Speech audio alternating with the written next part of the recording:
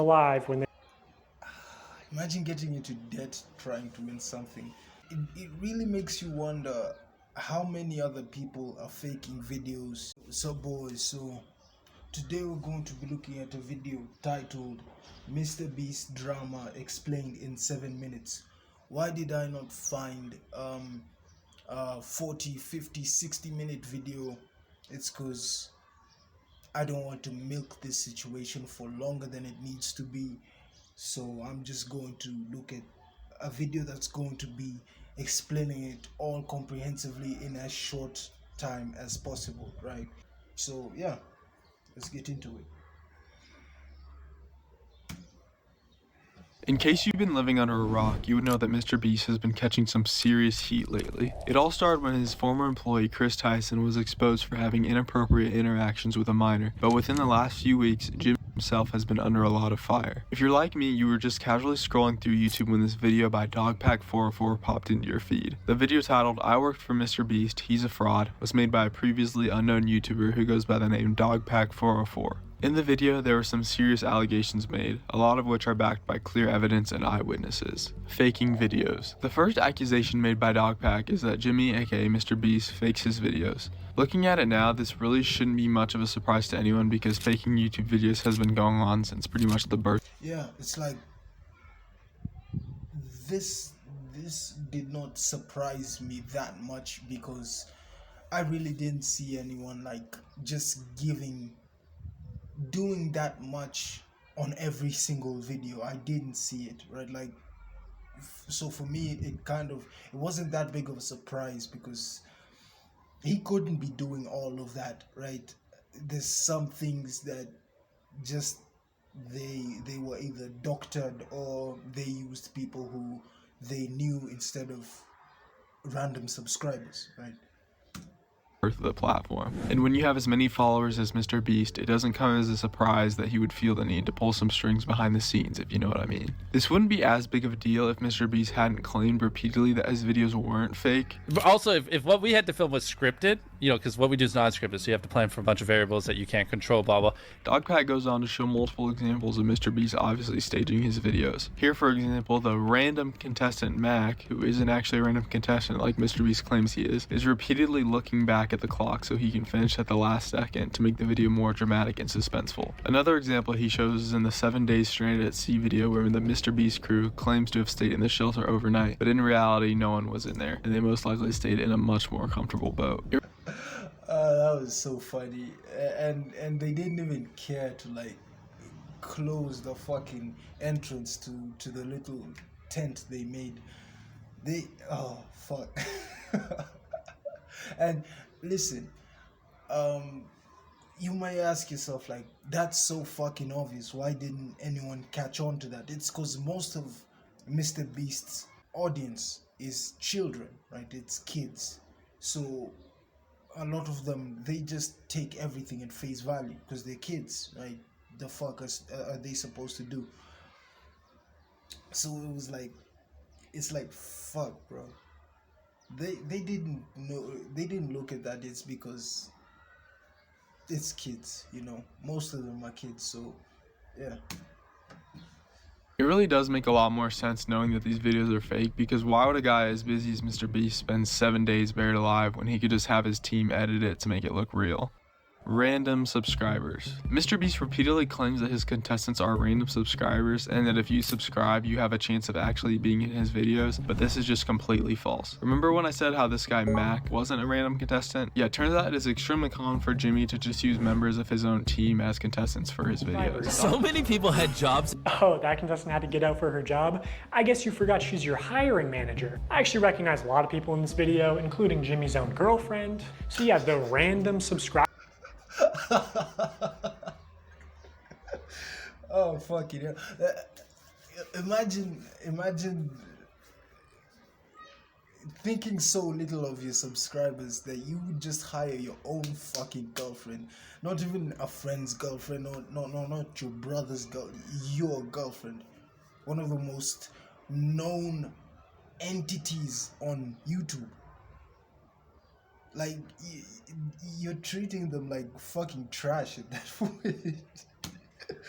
Subscribers you see in challenges are actually never random. They're almost always local to MrBeast and oftentimes friends and family of MrBeast employees or just the employees themselves. Not only does he not use random contestants like he says he does, but he also rigs his videos so that one team has an advantage. He goes on to show a thread of text messages that show that this video was rigged to help the girls win because it would have been a PR problem if the boys won. See, the real problem comes with the 3 or so out of every 100 contestants that actually is a random contestant that are taking time away from their jobs and families to compete in a challenge that they have 0% chance of winning in. One MrBeast contestant who has been really outspoken about her experience being in a MrBeast video is a YouTuber named Rosanna Pansino. She recently came out on Twitter discussing her experience being a part of the extreme $1 million hide and seek video. In her tweet, she basically says how she thought the whole video was going to be 100% authentic, but when she watched the video herself, she saw that she was edited out of the top 3 when in reality she had made it to the top 3. This is ultimately just some very sketchy and downright manipulative behavior from MrBeast, but this is only the beginning. Fake giveaways. Another point Dogpack makes in his video is how manipulative Jimmy can be with his giveaways. The specific example he provides was MrBeast's 40 million subscriber live stream where he was trying to get his audience to buy as much merch as possible. He would manipulate his viewers by saying, in 5 minutes one order is going to get $1,000, but then 7 minutes later he would say the same thing. It's like, yeah, I've seen that tactic. It's pretty grimy. It's just horrible, you know, like making people just buy your shit by kind of promising something you know you can't eat, like you're not going to give them, so you're just going to promise it, you know. That's horrible, man. Which is something that I'll save that for the end of the video. But something like, alright, in 30 seconds the next order is going to get X amount of money. It may not seem like a big deal, but I can guarantee you there were people watching the live stream with timers on their phones trying to time it perfectly so that they would win the money. As you can see here, a lot of fans were extremely disappointed when they just got the t-shirts and didn't get anything else. Multiple people claiming that their name was read to win a prize and they never received it. This person is still tweeting about it to this day. Now there's a lot more people complaining about the deceptive sales tactics. Reading all this really upsets me because I spent money I honestly didn't have for 5 shirts at different times during the live when they... Imagine getting into debt trying to win something.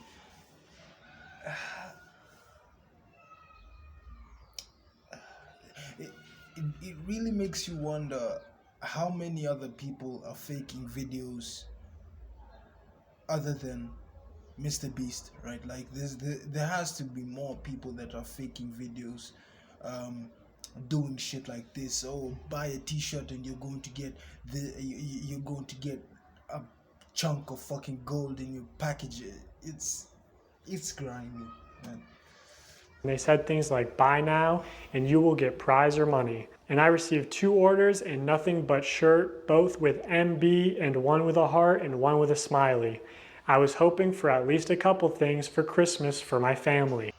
Fake signatures. In the same live stream, a former MrBeast member named Tyler can be seen forging MrBeast's signature. This is honestly just really scummy. I mean, it's pretty self-explanatory. There's even been multiple YouTube videos unboxing these shirts with people getting the autograph thinking it's the real signature, but I guess we'll never really know now. As if MrBeast didn't already look scummy enough, Dogpack went on to make a part 2 video exposing Jimmy even further titled, I worked for MrBeast, he's a sociopath. This video features a former MrBeast contestant named Jake Weddle being asked questions by Dogpack in a sort of podcast format. Jake was asked to be in a MrBeast video titled, I spent 100 days in solitary confinement. Jake described the experience as torture. He said there were lights on constantly so he wasn't able to sleep and there were cameras on him 24/7. Now I get where MrBeast is coming from in the fact that he wants the videos to be as real as possible, but as we covered earlier, the videos are for the most part rigged anyway, so I don't know why turning off the lights even matters. Later in the video, Jake was brought to tears describing the pain he felt when he was pressured to run a marathon for a video.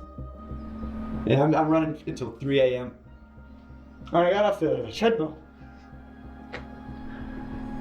Oh, the blisters I had on my feet were like, you wouldn't believe, just all over, just these big red. I couldn't walk. My muscles were like just the lactic acid. I got off the treadmill, and then the people that came in to like ice my feet, make sure I was good. And then that's when I was like, I'm done. I can't. I'm done. I'm out. I'm out. Fucking hell, bro. That is actual, like,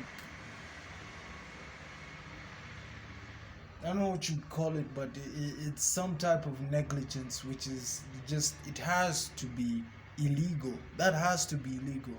You can't do that. Like, make a person run 3 miles. No, making a person run until 3 a.m. That has to be legal. Like, there's no way. I feel for the dude, man. Like, that must have felt like torture, man. Covering for a sex offender. Possibly the biggest bomb drop from the part 2 video was that MrBeast has been working with a registered sex offender and has been trying to keep it a secret. In some MrBeast videos, there's a man wearing a mask. This is a man that they refer to as Delaware. Can you guess why? Because he's not allowed to go back to Delaware for the crimes that he committed there. This is a huge problem because, as we all know, MrBeast content is targeted heavily towards children. And on top of that, MrBeast constantly has children participating in his challenges. So to have this guy around knowing his criminal history is absolutely absurd. Now, what has the MrBeast team done in response to all of these allegations? Well, first they sent a cease and desist to Dogpack. On top of that, they have also been deleting thousands of comments. If you go to the latest MrBeast video and filter the comments by newest, you will see that there are pretty much no comments about the allegations. Overall, this entire situation is just extremely shady. I think YouTube has a huge problem on their hands because MrBeast is YouTube's golden boy, and for him to be under all this fire, oh boy, it's not good for them. Also, by the time this video is uploaded, there's probably been a lot more information that's come out, so just bear with me on that if I'm late to report this. Let me know in the comments what you guys think of the situation, and thank you for watching. Hey man, this is a cool video of a fucked up situation. So it's like, most of these people, I know most of them that do a lot of these giveaways, they have to be cheating, right? Like, he's one of the biggest and he's cheating, so it's like a lot more have to be like cheating too, you know. But yeah, this is a fucked up situation. Do I think something is going to be done to him in terms of like he's going to be demonetized or anything? No, fuck no. Like, he's one of the biggest YouTubers on planet Earth, right? Like, he brings in so much revenue, it's ridiculous. So YouTube cannot afford to do anything to him. At least that's what I think, right? They can't afford to like ask him questions or anything like that, or make him keep him accountable to his actions. They're not going to do that. Like, that, at most maybe like remove his channel for a week and then give it back. That's at most what I think is going to happen, and that even is a bit of a stretch. So yeah, this is a fucked up situation. I'll see you guys later. Peace.